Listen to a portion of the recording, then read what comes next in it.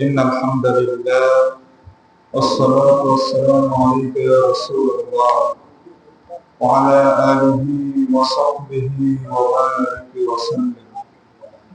أما بعد فأعوذ بالله من الشيطان الرجيم.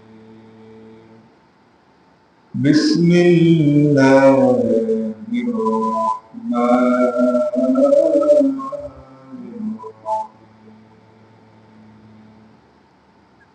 ما كان محمد أبا أحد من رجالكم ولكن رسول الله وخاتم النبيين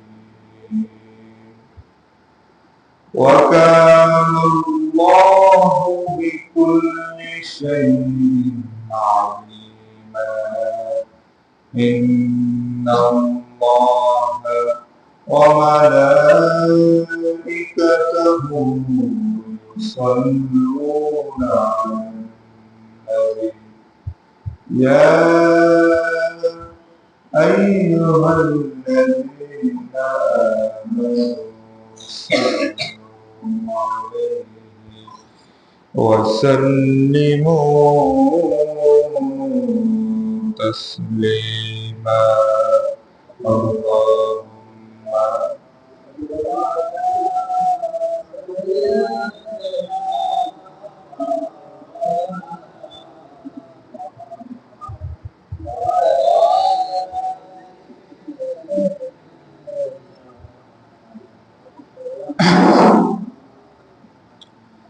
بلغ المولى بكماله كشف الدجى بجماله حصلت جميع خصاله صلوا عليه. মহান আল্লাহ সুবহানাহু ওয়া তাআলার দরবারে লাখো কোটি শুকরিয়া যে মহান রব এই পবিত্র মাহে রমাদানের জুমাতুল বিদা অর্থাৎ সর্বশেষ এই জুমা পবিত্র মাহে রমাদানের ২৭তম রমাদানের রোজার এই জুমার এই দিনে সপ্তাহের শ্রেষ্ঠ দিন সাইয়্যিদুল আইয়াম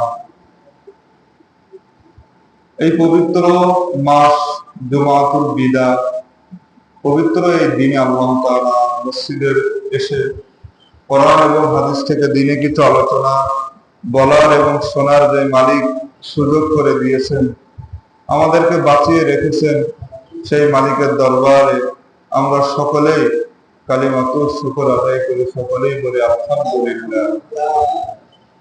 দুরূদ ও সালাম সরওয়ারে কায়নাত দো জাহানের বাদশা ইমামুল মুরসালিন শফিউল মুযনিবিন রাহমাতাল লিল আলামিন জনাব মুহাম্মদুর রাসূলুল্লাহ সাল্লাল্লাহু আলাইহি ওয়াসাল্লাম। সম্মানিত মুসলিয়ান ইকরাম, পবিত্র এই জুমাতুল বিদায়ে আমরা কিছু বিষয় নিয়ে আলোচনা করব। সর্বপ্রথম যেটি সেটি হলো আপনার আমার নবী মুহাম্মদুর রাসূলুল্লাহ সকলেই বলি সাল্লাল্লাহু আলাইহি ওয়াসাল্লাম দুটি নিয়ামতের কথা বলেছেন। একটা হলো সুস্থতা আর একটা হলো অবসাদ। সুস্থতা যে কত বড় নিয়ামত, যে অসুস্থ না হয়েছে সে এর মর্ম বোঝে না। যেরকম আমাদের এলাকায় আলামিন ভাই যিনি অসুস্থ হয়েছেন, তিনি কিন্তু বুঝতেছেন সুস্থতার কত বড় নিয়ামত। তিনি বলতেছিলেন যে হুজুর, হঠাৎ করে চলাফেরা চাকরি বাকরি খুব ভালোই চলতেছিল, হঠাৎ করে আমি কিভাবে যে অসুস্থ হয়ে গেলাম আমি নিজেও বুঝতে পারিনি। তো সুস্থতা এটা আল্লাহ তাআলার সব থেকে বড় নিয়ামত। আল্লাহ তাআলা আমাদেরকে যে এখনো সুস্থ রেখেছেন, সেই মালিকের দরবারে আমরা আবারও কালিমাতুর শুকর আদায় করি, বলি আলহামদুলিল্লাহ। প্রিয় ভাই, আমার মুসল্লি ভাইরা, যারা হাসপাতালের বেডের ভিতরে অসুস্থ হয়ে কাতরাচ্ছে, মৃত্যুর যন্ত্রণায় ছটফট করতেছে, সেই কিন্তু বুঝতেছে যে সুস্থ থাকাকালীন সুস্থ থাকা কত বড় নিয়ামত, কত বড় বড় আল্লাহর কাছে পাওয়া।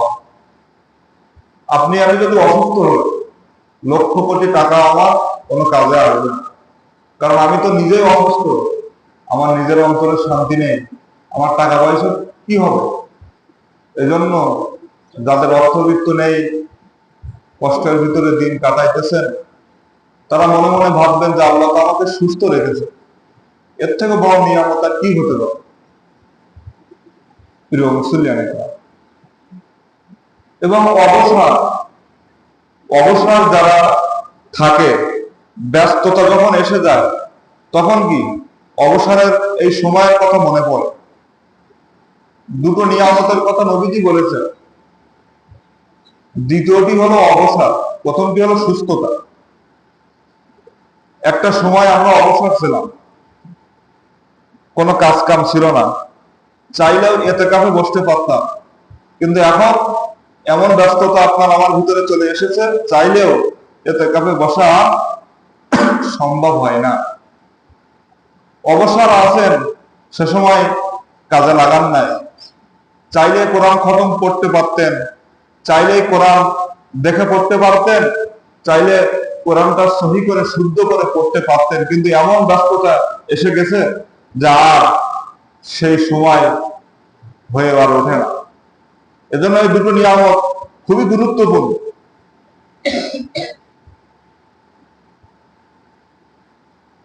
জাহান্নামে যারা যাইবে, তারাও এই একটি নিয়ামতের কথা মনে করবে। সময় যারা কাজে লাগায় নাই, তারা কিন্তু আফসোস করতে থাকবে। আল্লাহ তাআলা কোরআনুল কারীমে জানিয়েছেন, ইয়াকুলু ইয়া লাইতানি কদ্দামতু লিহায়াতি। জাহান্নামীরা জাহান্নামে যাওয়ার পরে তারা আফসোস করবে, হায় আফসোস, আমি যদি আখিরাতের জন্য দুনিয়াতে কিছু গোছায় আসতাম। খুব খেয়াল করে শুনবেন ভাই, জাহান্নামীরা নিজেরাই বলবে, ও আল্লাহ, তারা নিজেরা আফসোস করে বলবে, হায় আফসোস, দুনিয়াতে যদি আখিরাতের জন্য কিছু নেক আমল করে আসতাম, তাহলে আজকে আর এই জাহান্নামে আসা লাগতো না। তারা এভাবে আফসোস করতে থাকবে। জাহান্নামীদের উপরে আযাব যখন চলমান, আযাব যখন চলতেই থাকবে, তারাও আবার সময় চাইবে আল্লাহর কাছ থেকে। আল্লাহ তাআলা সবগুলা কোরআনের ভিতরে কোট করে দিয়েছে। সমস্ত প্রশ্নের উত্তর কোরআন যদি আপনি আমি পড়ি, সব জানতে পারবো। রব্বুল আলামিন কোরআনুল কারীমের 35 নম্বর সূরা, সূরাতুল ফাতিরের 37 নম্বর আয়াতে আল্লাহ তাআলা বলেন, ওয়া হুম ইয়াস্তারিখুনা ফিহা রব্বানা আখরিজনা না'মাল সালিহান গায়রাল্লাযী কুন্না না'মাল। জাহান্নামীরা বলবে, হে রব, এখান থেকে আমাদেরকে বাহির করো। কোথা থেকে? জাহান্নাম থেকে আমাদেরকে বাহির করো। রব্বানা আখরিজনা, মানে হে রব, এই জাহান্নাম থেকে আমাদেরকে কি করো? বাহির করো। না'মাল সালিহান, আমরা দুনিয়াতে যাওয়ার পরে আবার নেক আমল করব। কারা বলবে? জাহান্নামীরা বলবে। আপনি আমি সময় কাজে লাগাইতেছি না ভাই, আপনি আমি অবসর টাইমটা কাজে লাগাইতেছি না।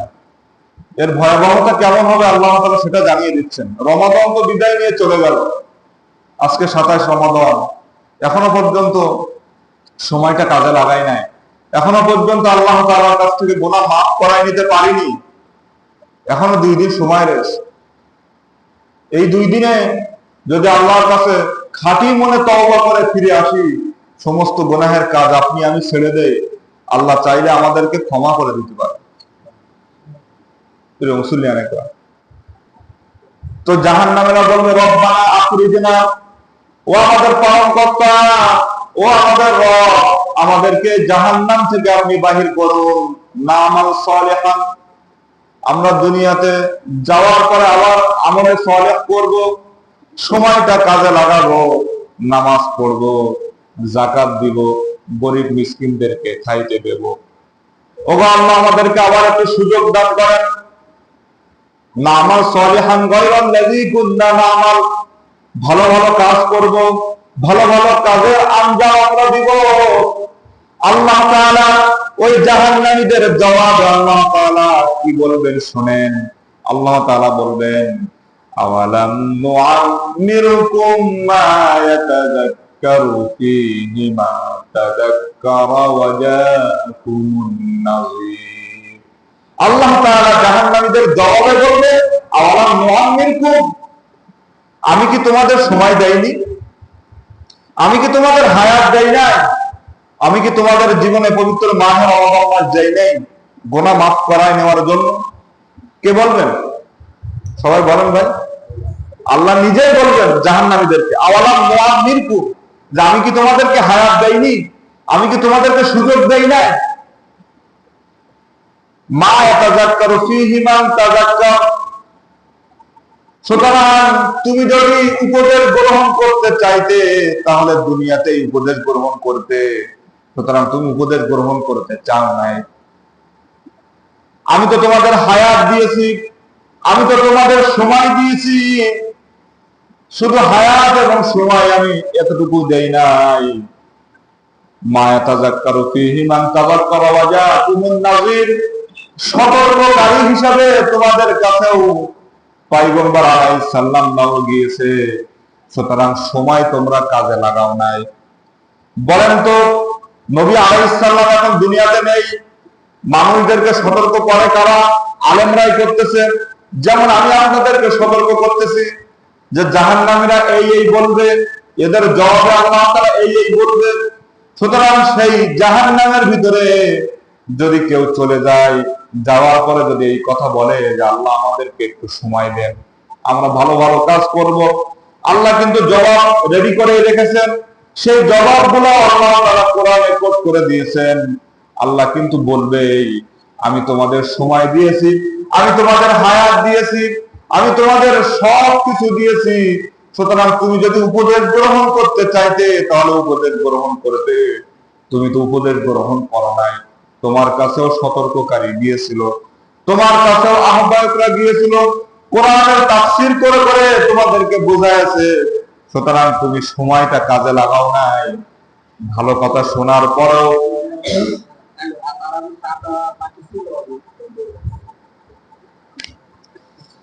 সময়টা কাজে লাগাও নাই, সুতরাং তোমাকে আর সময় দেওয়া হইবে না। প্রিয় মুসলিম একরাম, যখন জাহান্নামীরা এভাবে বলবে তখন আল্লাহ তাআলা জবাবে বলবে, দেখি তোমাদেরকে সময় আমরা দিয়েছি, তোমাদেরকে সময় আমি আল্লাহ দিয়েছি, কাজে লাগাও নাই। তুমি উপদেশ গ্রহণ করতে চাইলেও তুমি করো নাই, এখন আর তোমাকে সময় দেওয়া হবে না, এখন ওই জাহান্নামের শাস্তি ভোগ করতেই হবে। সময় আল্লাহ তাআলা দিবেন না। প্রিয় মুসলিম একরাম, রমাদান তো বিদায় নিয়ে চলে গেল, আপনিও এই রমাদানে কোরআনটা সহি করে শিখলেন না। এই রমাদানে আপনি সহি করে নামাজটা কিভাবে পড়তে হয় এটাও আপনি শিখলেন না। আপনি সূরা ফাতিহাটা সহি শিখলেন না, দোয়ায়ে কুনুতটা শিখলেন না, তাহলে আপনি কবে শিখবেন? আপনার আমার নামাজ তো হচ্ছে না। আপনি দোয়ায়ে কুনুতটা জানেন না, তার মানে কি? দোয়ায়ে কুনুত যারা না জানে, দোয়ায়ে কুনুত পড়া ওয়াজিব। বেতরের নামাজে দোয়ায়ে কুনুত পড়া কি ওয়াজিব। যারা ওয়াজিব তরক করলো ওর নামাজ শেষ। দোয়ায়ে কুনুতটা আপনি আমি জানলাম না, এই রমাদানে শিখলাম না, সানাটাও শিখলাম না।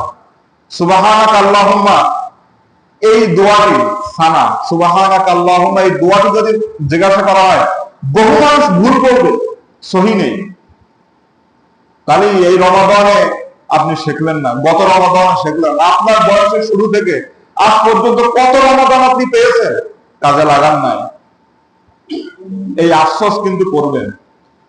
দুনিয়া থেকে যখন বিদায় নেবেন এই আফসোস করবেন, যখন চোখের দৃষ্টি হারায় যাবে এই আফসোস করবেন, যখন ব্যস্ততার ভিতরে পড়ে যাবেন তখন হাজার চেষ্টা করলেও আপনি আর শিখতে পারবেন না। আমি আপনাদেরকে অনুরোধ করব ভাই, আপনারা কিছু কিছু মাসলা মাসাইল দোয়া দুরুদগুলো শেখেন, নামাজটা কিভাবে সহি হয় এটা শেখেন ভাই, আমি অনুরোধ করে বলবো শেখেন। আচ্ছা বলেন, আপনি যদি কিছু শিখলেন, যদি এটা আপনার শিক্ষক আপনার ওস্তাদ যদি না শোনে, তাহলে আপনার পড়াটা হয়েছে কিনা এটা আপনি বুঝতে পারবেন? বুঝতে পারবেন। আপনার পড়াটা আপনি আমার কাছে শোনান যে হুজুর আমার এই দোয়াটা হচ্ছে কিনা একটু শোনান তো। এতে কি লজ্জার বিষয়? তো লজ্জার বিষয় না।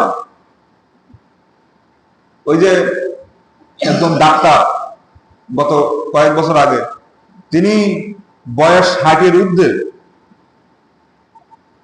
ডাক্তার কি জানো একজন নাম, তিনি এই বৃদ্ধ বয়সে জাফরুল্লাহ কি নাম জানো, তিনি বৃদ্ধ বয়সেও কোরআনটা সহি করে শেখার জন্য চেষ্টা করেছে। কি একটা নাম জানো, খেয়াল নেই, এখানে অনেক বছর আগের কথা, তো 2-2.5 বছর আগের কথা। তিনি একজন বড় ডাক্তার। আচ্ছা বরং তো একজন ডাক্তার সম্মানিত না আপনি আমি খেলা মজুরি কাজ করে খায় আমরা সম্মানিত?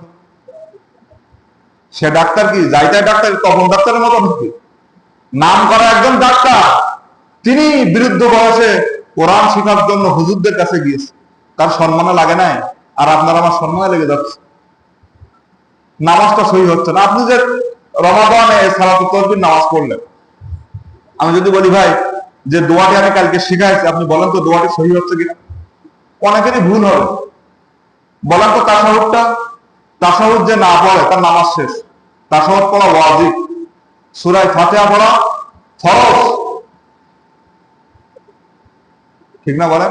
সূরা মিলানো ওয়াজিব, নামাজে ফরজ জানতে হইবে। নামাজের ওয়াজিব 14টা, নামাজের ওয়াজিব কয়টা?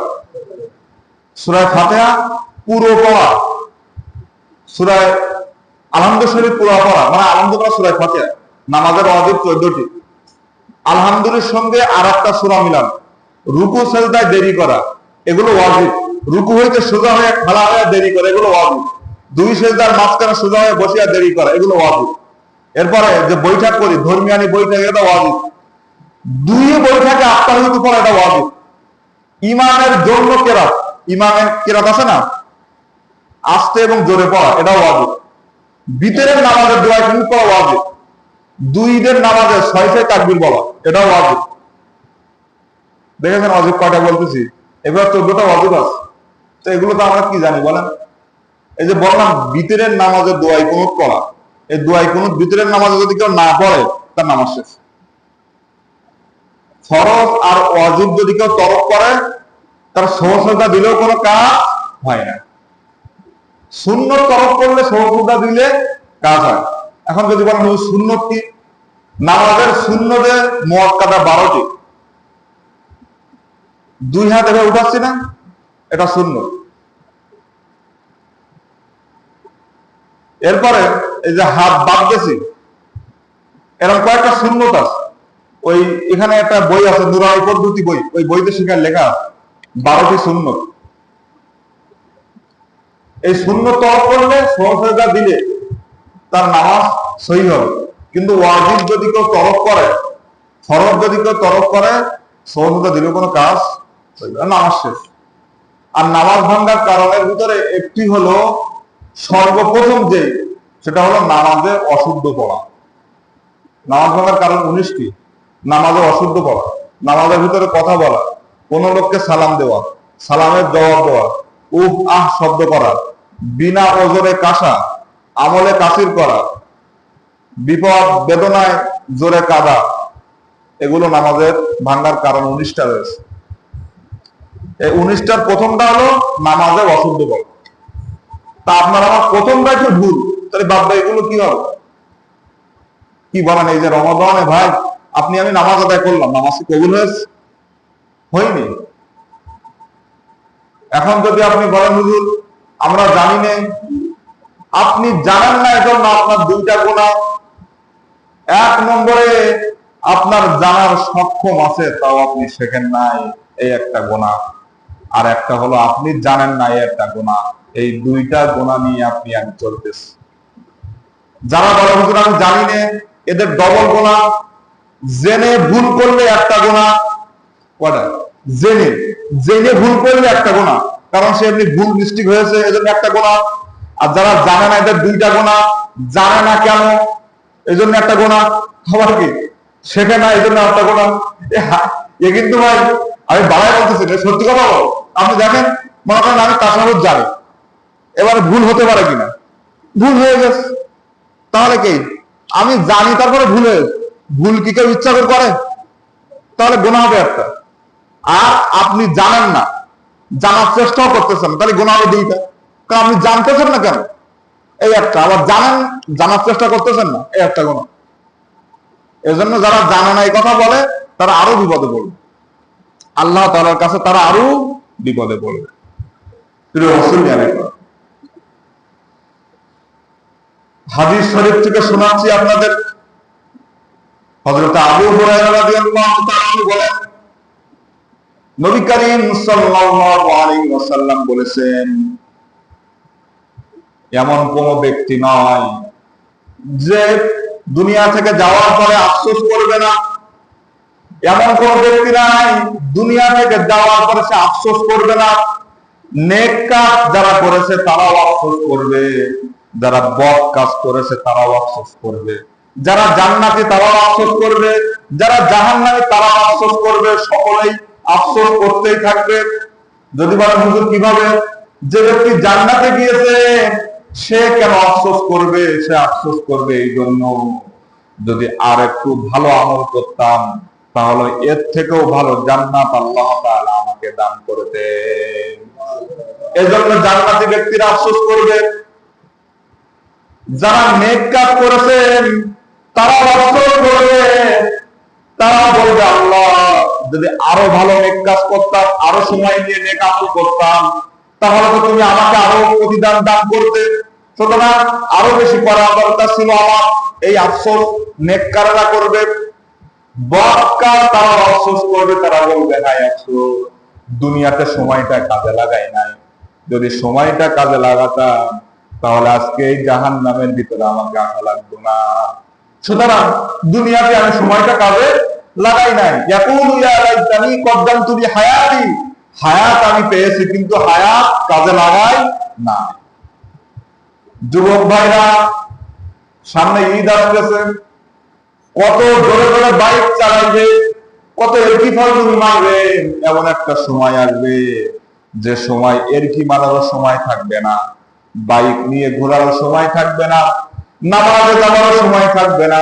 এত ব্যস্ততার মধ্যে পড়ে যাবে, সংসার আর পরিবার পরিজন নিয়ে টেনশন করতে করতে মাথার চুল দাড়ি সব পেকে সাদা হয়ে যাবে। সংসারের টেনশন পেরেশানি যাদের আছে তাদের কি বাড়তি পেরেশানি আছে না? আর যাদের নেই তাদের কি কোনো পেরেশানি আছে? যারা ছাত্র তাদের পেরেশানি আছে, যাদের পিতামাতা খাইতে দেয় তাদের পেরেশানি আছে। সুতরাং সময়টা আমরা কাজে লাগাইতেছি না। প্রিয় মুসলিম,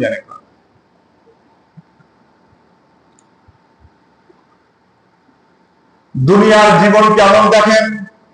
নবী করিম সাল্লাল্লাহু আলাইহি ওয়াসাল্লাম বলেন, নবীজি বলেন আমার আর দুনিয়ার মধ্যে কেমন পার্থক্য দেখো। নবীজি নিজেই বলতেছেন, একজন পথচারী ব্যক্তি, পথ দিয়ে চলতেছে একজন ব্যক্তি, চলতে চলতে কষ্ট হয়ে যাওয়ার পরে সে একটি ছায়া, গাছের ছায়ার নিচে বসেছে। ওই গাছের ছায়ার নিচে ওই পথচারী ব্যক্তি কি সারা জীবন থাকবে? সারা জীবন থাকবে? সকলের দৃষ্টি আকর্ষণ করছে, আমার দিকে খেয়াল করেন ভাই, খুব গুরুত্বপূর্ণ কথা বলছে। রমাদান তো বিদায় নিয়ে চলেই যাইতেছে। বলেন, একজন পথচারী ব্যক্তি, আপনি আমি পথ দিয়ে চলতেছি, রোদের তাপ থেকে বাঁচার জন্য গাছের নিচে আমরা বসি না? ওটা কি সারা জীবনের জন্য বসি না কিছুক্ষণের জন্য? রাসূল সাল্লাল্লাহু আলাইহি ওয়াসাল্লাম বলেন, কি সুন্দর উপমা দিয়েছেন নবীজি। নবীজি বলেন সাল্লাল্লাহু আলাইহি ওয়াসাল্লাম, আমার আর দুনিয়ার মধ্যে পার্থক্য হলো এমন, একজন পথচারী ব্যক্তি যেমন ছায়ার নিচে কিছুক্ষণ বসে থাকে, আমি এই দুনিয়ায় এসেছি কিছুক্ষণের জন্য, ওই পথচারী ব্যক্তি কিছুক্ষণ বসে যেমন আবার হাঁটা শুরু করে, আমিও দুনিয়ায় এসেছি কিছুক্ষণের জন্য, কিছুদিন পরে আমি এই দুনিয়া থেকে বিদায় নিয়ে আল্লাহর সান্নিধ্যে চলে যাব। এ কথা কে বলেন? সবাই একটু বলেন ভাই। নবীজি বলেন। নবীজি সাল্লাল্লাহু আলাইহি সাল্লাম তিনি বলতেছেন দুনিয়ার আমার মধ্যে পার্থক্য হলো এই, আর আপনি আমি দুনিয়ার মোহে পড়েই আছি। মনে হয় এ দুনিয়া থেকে আপনি আমি কোনো দিনের জন্য বিদায় আর নিব না। হাদিস শরীফ থেকে শোনাচ্ছি, দেখেন এই হাদিসের কথাই বলতেছি। এ কথা বলার পরে রাসূল করিম সাল্লাল্লাহু আলাইহি ওয়াসাল্লাম আব্দুল্লাহ ইবনে ওমর রাদিয়াল্লাহু তাআলা আনহুকে, নবীজি এভাবে আব্দুল্লাহ ইবনে ওমরকে ঘাড় ধরলেন, ঘাড় এভাবে নবী সাল্লাল্লাহু আলাইহি ওয়াসাল্লাম ধরলেন। হাদিসটি বুখারীর ভিতরে আছে। রাসূল করিম সাল্লাল্লাহু আলাইহি ওয়াসাল্লাম বললেন, হে ওমর, কুন ফিদ দুনিয়া কান্নাকা গরীবুন আও আবির সাবিল। দুনিয়ায় এমন ভাবে বসবাস করো যেন তুমি দুনিয়াতে কিছুক্ষণের জন্য এসেছো, কিছুক্ষণের জন্য দুনিয়াতে এসেছো, কিছুক্ষণের জন্য তুমি মেহমান হয়ে এসেছো, তুমি মুসাফির। দুনিয়ায় তুমি এমন ভাবে বসবাস করো। আচ্ছা বলো তো ভাই, এই ঈদের সময় আপনার বোন হোক, আপনার যে কোনো আত্মীয় হোক, আপনার বাসায় আসে, আসার পরে কি 15 দিন একটানা থাকে? না, কিছুক্ষণের জন্য থাকে, হয় একদিন, নাই 2 ঘন্টা। দুনিয়াটা এমন মনে করেন যে দুনিয়াটা হলো এমন মুসাফির খানা। মুসাফির যেমন কিছুক্ষণের জন্য দুনিয়াতে আসে, আসার পরে আবার চলে যায়। একজন মেহমান যেন আপনার বাড়ি এসে কিছুক্ষণ পর আবার চলে যায়। এই দুনিয়াটা হলো তেমন।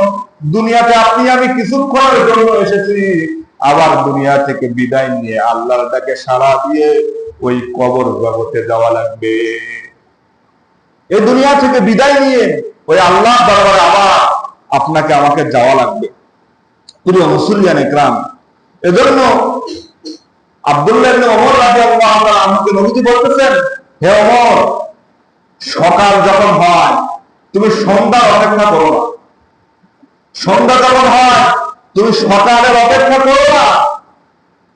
আমাদের ভিতরে কিছু বড় খাসলাত আছে। আমরা মনে মনে ভাবি জোহরের নামাজ থেকে নামাজটা পড়বো। সকালে চিন্তা করতেছেন ঘুম থেকে ওঠার আগে যে জোহর থেকেই ভালোভাবে নামাজ পড়বে, এমনটি নয়। আপনি যেই সময় সিদ্ধান্ত নিবেন ওই সময় থেকে আপনাকে আমাকে আমলে সালেহ নেক কাজ করা লাগবে। ওই সময় থেকে না, এই সময় থেকে সিদ্ধান্ত এটাই নিতে হবে যে আমি এখন থেকেই ভালো হয়ে যাবো, আসর থেকে ভালো না। সকাল হয়ে সন্ধ্যার আশা করো না, কারণ সন্ধ্যার আগেই তুমি দুনিয়া থেকে বিদায় নিতে পারো। ওই জন্য তুমি সকালে সিদ্ধান্ত নাও যে আমি সমস্ত গুনাহ ত্যাগ করে আল্লাহর জন্য আমি তওবা করে ভালো হয়ে গেলাম। এটা কি সকালে এই চিন্তা করো, সন্ধ্যার চিন্তা করো না। এটা ভেবো না যে সন্ধ্যায় আমি ভালো হবো, কারণ সন্ধ্যা আসার আগেই তুমি দুনিয়া থেকে বিদায় নিয়ে চিরজীবনের জন্য কবরে যেতে পারো। এটা কে বলেন? রাসূল সাল্লাল্লাহু আলাইহি ওয়াসাল্লাম আব্দুল্লাহ ইবনে ওমর রাদিয়াল্লাহু তাআলা আনহুকে এভাবে ঘাড় ধরে তিনি এই কথাগুলো বলতেছেন। প্রিয় মুসলিয়ান ইকরাম, সুতরাং এই রমাদানের এখনো কয়দিন বাকি? 2-3 দিন বাকি আছে। এখনই সিদ্ধান্ত নেন যে কি আমরা যেই পাপগুলা করতেছি, যে গুনাহগুলো আমরা করতেছি, এই রমাদানের সমস্ত গুনাহ বাদ দিয়ে পরিপূর্ণভাবে আল্লাহর সাথে তওবা করে আমরা ভালো হয়ে যাব। সিদ্ধান্ত এখনই নেন, আসরের সময় নিবেন এমনটি নয়। আল্লাহ চাইতো আপনার আমার তাম জীবনের গুনাহগুলো মাফ করে এই রমাদান মানে জ্বালানো, রমাদান মানে পোড়ানো। আপনার আমার ঘর বাড়ি জ্বালানো না, কাঠ পোড়ানো না, জীবনের গুনাহগুলো পোড়ানোর নাম হলো রমাদান। ঠিক কিনা? রমাদান শব্দটি আসছে রামদুন থেকে, যার অর্থ হলো জ্বালানো বা পোড়ানো। মানে কি গুনাহ পোড়ায়া যায়, গুনাহ জ্বালায়া যায়। কে দেয় বলেন? আল্লাহ। আল্লাহ তাআলা আমাদের তাম জীবনের গুনাহ যেন জ্বালায়া পোড়ায়া আমাদের নিষ্পাপ বানায়া দেয়। সকলে বলে আল্লাহুম্মা আমিন। প্রিয় মুসলিম একরাম, সুতরাং আপনি সুস্থতা এবং অবসর টাইম এগুলো কাজে লাগান। এই দুটা নিয়ামতের কথা রাসূল করিম সাল্লাল্লাহু আলাইহি ওয়াসাল্লাম বলেছেন। প্রিয় মুসলিম একরাম, 7টি আমল যদি আপনি আমি করি, তাহলে এই রমাদান আপনার আমার জন্য ইফেক্টিভ কাজে লাগবে। যে 7টি আমলের কথা বলে সম্ভব না, একটি বলি, সেটি হলো তওবা। যদি আপনি আমি এই রমাদানে খালেস দিলে কি করতে পারি? তওবা করতে পারি, তাহলে আল্লাহ তাআলা কি আপনার আমার জীবনটা পরিবর্তন করে নিষ্পাপ বেগুনা মাসুম বানায় দেয়। সুবহানাল্লাহ। হাদিসে কুরসির ভিতরে আসছে, আল্লাহ তাআলা বলেন, হে বনি আদম, তুমি যদি আকাশ পরিমাণ গোনা নিয়ে, ভালোভাবে বুঝেন, তুমি যদি আকাশ পরিমাণ গোনা নিয়ে, হে বনি আদম, তুমি যদি আকাশ পরিমাণ গোনা নিয়ে আমার কাছে খালেস দিলে তওবা করতে পারো, আর সেই গুনাহের মধ্যে যদি শিরিক মিশ্রিত কোনো পাপ না থাকে, কি মিশ্রিত? সবাই বলেন শিরিক, বলেন শিরিক। শিরিক মিশ্রিত যদি পাপ না থাকে, আর যদি গুনাহ করতে করতে ওই আসমান পরিমাণ গুনাহ আপনি আমি করে ফেলাই, আল্লাহর কাছে যদি খালেস দিলে তওবা করি, আল্লাহ তাআলা ওই আসমান পরিমাণ গুনাহগুলো আপনাকে আমাকে মাফ করে দেয়। যদি শিরিকের গুনাহ না করেন, এজন্য ভাই শিরিক করা যাবে না। যত ধরনের শিরিক আছে পায়ে ধরে বলবো ওই শিরিক গুলো করবেন না। আপনি জিনা করেছেন, আল্লাহ মাফ করবে। আপনি বদমাইশি করেছেন, আল্লাহ মাফ করবে। আল্লাহর সাথে শিরিক করেছেন, আল্লাহ রাগান্বিত হয়ে গিয়েছে, ওই গুনাহ আল্লাহ তাআলা আপনাকে আমাকে মাফ করবেন না। শিরিক যারা করে, যারা মাজার সেজদা দেয়, যারা মানুষের পায়ে কদম মুছি করে, এই শিরিক যারা করে আল্লাহ তাদেরকে মাফ করবেন না। কথা বুঝে আসছে? শিরিক যারা করবে, শিরিক যত ধরনের শিরিক আছে, বহুত প্রকার শিরিক রয়েছে। শিরিক গুলো কি কি এ বিষয় নিয়ে একসময় আলোচনা করবো। আপনারা ইউটিউব ফেসবুকে সার্চ দিয়ে দেখবেন শিরিক কত প্রকার। এই মাথা আল্লাহর কদমে ছাড়া কোনো জায়গায় আপনি মাথা নত করতে পারবেন না। এই মাথা শুধু আল্লাহর কদমে নত করবেন, এছাড়া আপনি মাথা নত কারোর কাছে করতে পারবেন না। মাথা নত হবে একমাত্র আল্লাহর জন্য। আপনি মানুষের কাছে চাইতে পারবেন না, চাইবেন আল্লাহর কাছে। কোন মানুষের মাধ্যমে আপনি চাইতে পারবেন না, ডাইরেক্ট আল্লাহর কাছে চাইবেন। কারণ আল্লাহ তাআলা বলেন, বান্দা তুমি আমার কাছে চাও, তোমার ঘাড়ের রগের নিকটের থেকেও কাছে আমি আল্লাহ তোমার কাছে রয়ে গিয়েছি। সুতরাং কেন মানুষের কাছে চাইবো? কেন মানুষের কাছে চাইবো বলেন? রাসূল করিম সাল্লাল্লাহু আলাইহি ওয়াসাল্লামের থেকেও ভালো মানুষ এই পৃথিবীতে কেউ আছে? সুতরাং সেই নবীজির রওজা মুবারকে গিয়ে আপনি চান পুলিশ এসে আপনাকে পিটায় ওখান থেকে সরায় দিবে, এমনকি নবীজির সাল্লাল্লাহু আলাইহি ওয়াসাল্লামের রওজার দিকে হাত তুলেও মোনাজাত করতে দেয় না। ঠিক কিনা বলেন? যদি হাত তুলে মোনাজাত করেন, ওই পুলিশ কর্মকর্তারা এসে বলবে তুমি কাবার দিকে হাত তোলো, কারণ কাবার মালিক তোমার দোয়া কবুল করতে পারে। স্বয়ং রাসূল সাল্লাল্লাহু আলাইহি ওয়াসাল্লামের রওজার দিকে ফিরে হাত তুলে মোনাজাত করতে দেয় না। তাহলে আপনি রাসূলের থেকেও বড় আল্লাহওয়ালা কেউ আছেন? তাহলে আপনি কিসের দরবারে যান? আল্লাহওয়ালা কবর জিয়ারত করা সুন্নত। কবর জিয়ারত করা কি? আল্লাহওয়ালার থেকেও সুন্নত বড় আদায় হবে যদি আপনি আমি বাবা মায়ের কবর জিয়ারত করি। আল্লাহওয়ালার বাড়িতে দাওয়াত দিয়ে খাওয়ানোর থেকেও বেশি সওয়াবের কাজ হলো পিতা মাতার গালের ভিতরে এক লোকমা হাত দিয়ে ভাত তুলে দেওয়া। এটাই বড় পীর। বড় পীর কোথায় খুঁজে পাবেন জানেন? বড় পীর তো আপনার বাড়িতেই। আপনার বাবা মা হলো সব থেকে বড় পীর। আপনি বড় পীর খুঁজে তালাশ করে পাচ্ছেন না, আপনার দোয়া কবুল হচ্ছে না। আপনি বাবা মাকে বলেন, মা বাবা আমার জন্য এই দোয়াটি করো, আমি এই বিপদ মুসিবতে আছি, তুমি যদি দোয়া করো আল্লাহ তাআলা কয়েক ব্যক্তির দোয়া ফিরাইয়া দিতে লজ্জা বোধ করেন, তার মধ্যে একজন হলো পিতামাতার দোয়া। কোন জায়গায় আল্লাহ তাআলা নবীজি বলেন না যে আল্লাহ তাআলার দোয়া কবুল হবে, কোন জায়গায় বলেছেন? একজন সাহাবী এসে নবীজির কাছে বলতেছিল, আল্লাহর নবী, আমার মা। নবীজি বললেন, তুমি কি তোমার মায়ের বিরুদ্ধে আমার কাছে নালিশ করতে আসছো? হযরত আবু হুরায়রা সম্ভবত মা ছিল মুশরিকা, ছেলে হলো মুসলমান। দেখেন একজন মুশরিকা মা, তারপর নবী সাল্লাল্লাহু আলাইহি ওয়াসাল্লাম কি বলতেছেন? নবী সাল্লাল্লাহু আলাইহি ওয়াসাল্লাম বলতেছেন, হে আবু হুরায়রা, তুমি তোমার মায়ের বিরুদ্ধে আমার কাছে নালিশ করতে এসো না।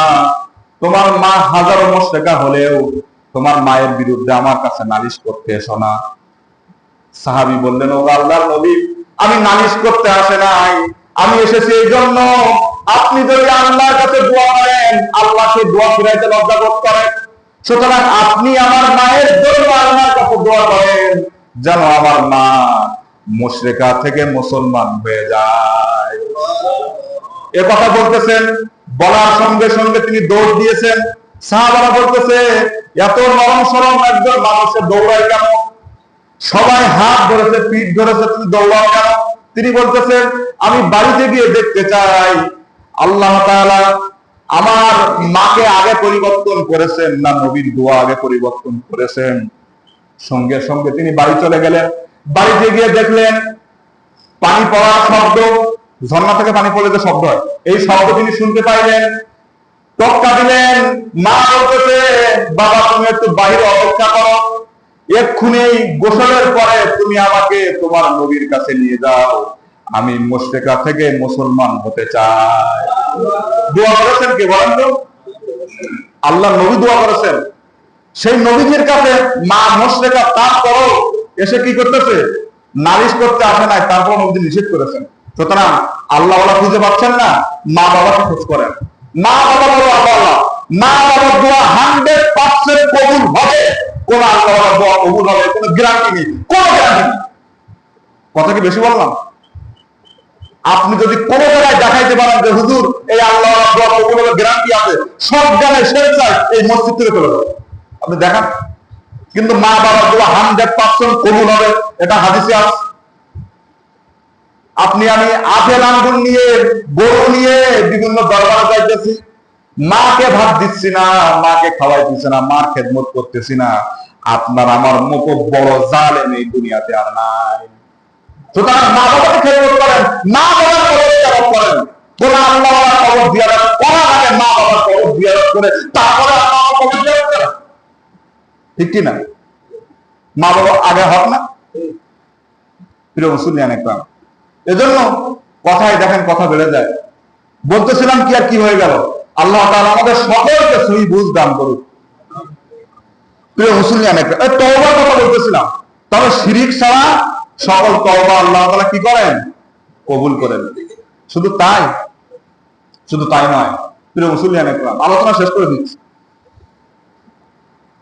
হাদিসের ভিতরে আছে, হাদিসে কুরসির ভিতরে আল্লাহ তাআলা বনি আদমকে ডেকে বলেন, কোন বনি আদম যদি পাপ করে, যখন পাপ করেছে, পাপ করার সঙ্গে সঙ্গে তার অন্তরে এই চিন্তা আসতেছে, যা আমি পাপ করে ফেলেছি, আমার আল্লাহ দেখেছেন, এই একটা অন্তরে চিন্তা এসেছে, মনে মনে চিন্তা এসেছে। আল্লাহ তাআলা কি বলে জানেন? আল্লাহ তাআলা বলে, আমার বান্দা কি ভুল বুঝতে পেরেছে? আমার বান্দা কি এটা মনে করে যে তার একজন রব আছে? সুতরাং আমি আমার বান্দার গুনাহগুলো মাফ করে দিলাম। সেই বান্দা দ্বিতীয়বার আবার একই ভুল করেছে। দেখেন আল্লাহ কেমন। প্রথম তো গুনাহ করেছে, দ্বিতীয়বার আবার করেছে, করে আবার মনে মনে ভাবতেছে যে আমার আল্লাহ তো দেখেছে, সুতরাং আমাকে জাহান্নামে যাওয়া লাগবে। আল্লাহ তাআলা তখন আবার বলেন, আমার বান্দাকে আবারও মনে করে যে তার একজন রব আছেন, তার পাপ ক্ষমা করানোর একজন আল্লাহ আছেন। আমার বান্দাকে এটা মনে করে, সুতরাং আমি আমার বান্দার গুনাহগুলো মাফ করে দিলাম। সেই বান্দা আবার তৃতীয়বার পাপ করেছে, পাপ করে মনে মনে ভাবতেছে, হাই আমি তো বারবার পাপ চাচ্ছি, এই কি গুনাহ করতেছি, আল্লাহ কি আমাকে ক্ষমা করবেন? এই কথাটুকু অন্তরে বলেছেন না? আল্লাহ তাআলা বলে, আমার বান্দা কি এখনো মনে করে যে তার আল্লাহ সবকিছু দেখতেছে, তার আল্লাহ একজন আছে যিনি শাস্তি দিতে পারে। সুতরাং এই ভয় যে আমার বান্দা করেছে, এই ভয় করে আল্লাহ, আমি আল্লাহ তার জীবনের গুনাহ মাফ করে দেব। এরপরে বান্দা যদি আবার গুনাহ করে, আল্লাহ তাআলা ওই বান্দাকে তার উপরে ছেড়ে দেন। হাদিস আসছে এভাবে, 3 বার আল্লাহ তাআলা এভাবে বলেন, এরপর বান্দার উপরে আল্লাহ তাআলা ছেড়ে দেন। আল্লাহ চাইতো পরে মাফ করতে পারে, তারপরে আল্লাহ পাকড়াও করতে পারে। প্রিয় মুসলিম, একটা আলোচনা শেষ পর্যায়ে প্রিয় ভাই, সর্বশেষ সদকাতুল ফিতর, যেহেতু আজ তো জুমা নেই, সদকায়ে ফিতর হলো যাকাত যার উপরে ওয়াজিব। এই যে গত জুমায় এর আগের জুমায় বলেছি, তাই না? তার উপরে সদকায়ে ফিতর দেওয়া ওয়াজিব। সদকায়ে ফিতর সকলে দিতে পারেন, কিন্তু ওই 7.5 তলা 52.5 তলা রূপা 1 বছর অতিবাহিত কত বলছিলাম না গত জুমায়, এটা এমন নয়। ঈদের দিন যদি কেউ নিসাব পরিমাণ সম্পদের মালিক হয়, ঈদের দিন, শুধুমাত্র ঈদের দিন, 1 বছর না, ওই দিনে যদি হয়, তার উপরে সদকায়ে ফিতর দেওয়া ওয়াজিব, যেটাকে আমরা ফিতর বলি। আরবিতে কি? সদকাতুল ফিতর বা যাকাতুল ফিতর। ছোট বাচ্চা যে ঈদের দিন হয়েছে মনে করেন, তারও আপনার সদকায়ে ফিতর দেওয়া লাগবে। এবার সদকায়ে ফিতর 5 ধরনের খাদ্য দিয়ে দিতে হয়। কয় ধরনের খাদ্য? নবীজির যুগে কয় ধরনের খাদ্য ছিল? 5 ধরনের। একটা হলো জব, দ্বিতীয় হলো খেজুর, তৃতীয় হলো পনির, 4 নম্বর কিশমিশ, 5 নম্বর গম। দেখেন, গম ছাড়া, গম আছে না, গম আটা, গম ছাড়া বাকি 4টার ব্যাপারে, গম ছাড়া বাকি কয়টার ব্যাপারে সবাই বলেন? 1 সা পরিমাণ। 1 সা পরিমাণ কি সেটা বলছি। আর গমের বেলায় অর্ধ সা, এটা আরবির ভাষা, এবার বাংলায় আমি আপনাদেরকে বলছি। 1 সা পরিমাণ হলো 3 কেজি 300 গ্রাম। কয় কেজি? আমি বলেছি গম ছাড়া বাকি 4টা, জব, খেজুর, পনির, কিশমিশ, বললাম না? বললাম না? এই গম ছাড়া বাকি 4টা 3 কেজি 300 গ্রাম হওয়া লাগবে। আর গমের বেলায় অর্ধ সা মানে হলো 1 কেজি 650 গ্রাম, 1 কেজি 650 গ্রাম। এবার দেখেন ভাই, খেজুর বললাম না, যেগুলো খেজুর আমাদের দেশে যেগুলো চলে, খেজুর সব থেকে ভালোটা 1200 টাকা করে কেজি বর্তমান বাজারে, দাম পড়বে 4000 টাকা। যদি খেজুর দিয়ে আপনি সদকায়ে ফিতর দিতে চান, তাহলে কত পড়বে? একটা ফিতরা কত করে? 4000। এবার শোনেন, কিশমিশ, কিশমিশ ভালো যেটা আছে, ভালো মন্দ আছে তো, 680 টাকা করে, এটা 2250 টাকা পড়বে একটা ফিতরা যদি কিশমিশ দিয়ে আপনি দেন। আর এই খেজুর, কিশমিশ আর গম, এছাড়া আমাদের দেশে ওইগুলো নেই। আর গমটা হলো 60 টাকা দরে। কয় টাকা দরে? অর্ধ সা মানে 1 কেজি 650 গ্রাম, এর দাম পড়বে 100 টাকা। কত কত ভাই? এটা আমার একটা হিসাব, বাদ বাকি দোকানে কি হিসাব আমি জানি না। এখন যদি কেউ ধনী মানুষ, সে সদকায়ে ফিতর দিতেছে 100 টাকা করে, কথা বুঝে আসছে, তার ফিতর আদায় হবে না। আমার ক্ষমতা আছে 1200 টাকা করে, সুতরাং আমি দিচ্ছি 100 টাকা করে, আমার এই ফিতরাটা সঠিক হচ্ছে না। আমার যদি ক্ষমতা থাকে 1200 টাকা করে আমি দিব একটা ফিতরা, আমার যদি ক্ষমতা থাকে আমি একটা ফিতরা 4000 টাকা করে দিব। সুতরাং আমরা কি করি? 4000 টাকাও যে দিতে পারে সে 100 করে দেয়, যে 1200 সে 100 দেয়, যে 100 সে 100 টা আছে। ঠিক কিনা ভাই? রাগ হচ্ছে না? রাগ হচ্ছে ভাই? এখন তো খাওয়া দাওয়া নেই, তাহলে আমরা তাহলে লাগাবো। ওই মসজিদে তো 2টা বন্দোবস্ত করেছে, তাও তো কিছু বলা, খাওয়া দাওয়া আছে নাকি? তাহলে ইফতারি এখন হোক, আজকে ইফতারি কার, আজকে এখন শুরু হোক ইফতারি। প্রিয় ভাই, তাহলে 1 সা বুঝতে পেরেছেন? 1 সা মানে কি? 3 কেজি 300, আর অর্ধ সা 1 কেজি 650 গ্রাম। এটা ঈদের দিন সকালে দিলে ভালো হয়, বা তার আগে দিলে আরো ভালো। এটা শেষ। এবার সর্বশেষ ঈদগাহ, এখান তো ঈদের নামাজ হয় না, তাই না? ঈদের দিনে সুন্নাত বলবো না শেষ করে দেবো?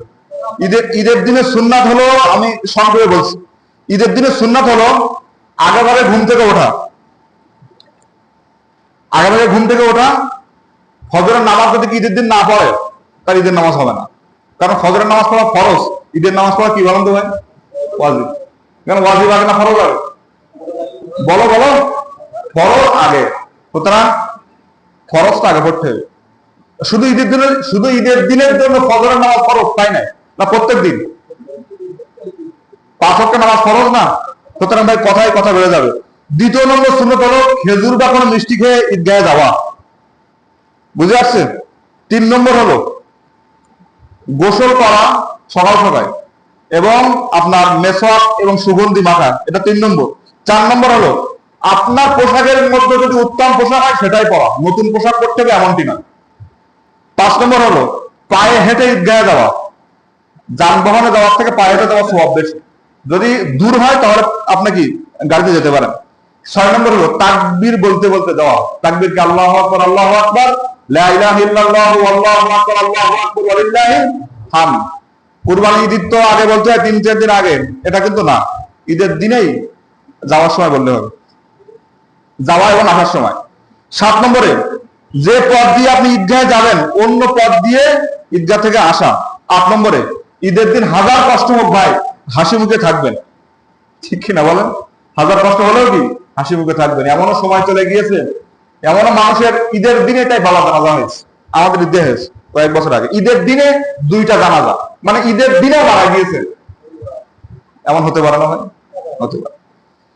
9 নম্বর হলো বদ্ধ জায়গায় ঈদের নামাজ না পড়া, যেমন মসজিদে যদি পাশে খোলা মাঠ থাকে, ঈদগাহ থাকে, সেখানে পড়া ভালো, বদ্ধ জায়গায় পড়া ভালো না।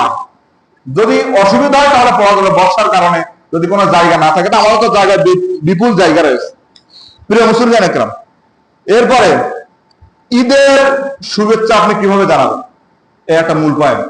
ঈদ মুবারক বলতেছেন, কিন্তু হাদিসে আসছে তাকাব্বালাল্লাহু মিন্না ওয়া মিনকুম, যার বাংলা অর্থ তুমি যে পবিত্র মাহে রমাদানে যে আমলগুলো করেছো তোমার আমলগুলো আল্লাহ কবুল করুক, আমারটাও কি করুক, কবুল করুক। এটা হাদিসের ভাষা। তাকাব্বালাল্লাহু বলেন মিন্না ওয়া মিনকুম, এটা হলো একজন একজনকে দেখা হলে আমরা ঈদ মুবারক বলি না, কিন্তু হাদিসে সাহাবারা এভাবে বলতেন। ঈদ মুবারক বললে গুনাহ হবে এমন না।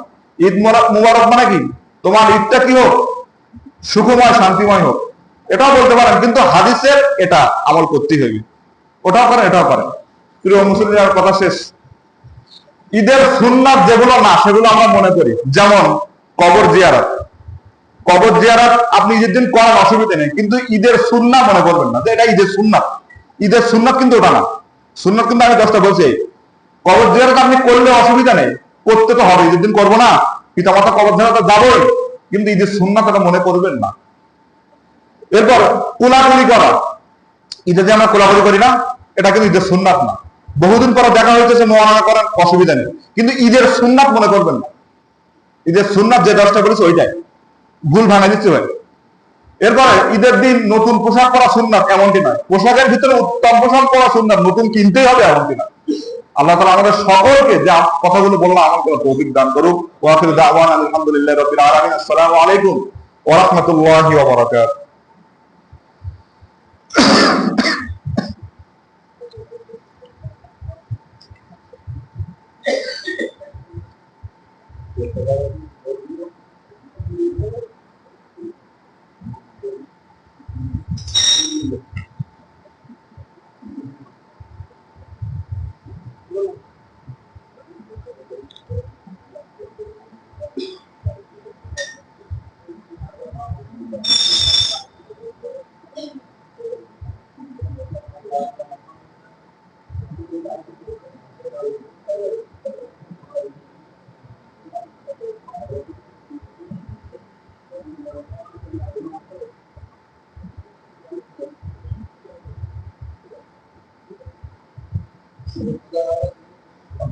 তারা সুন্নাত পড়ে ইনশাআল্লাহ।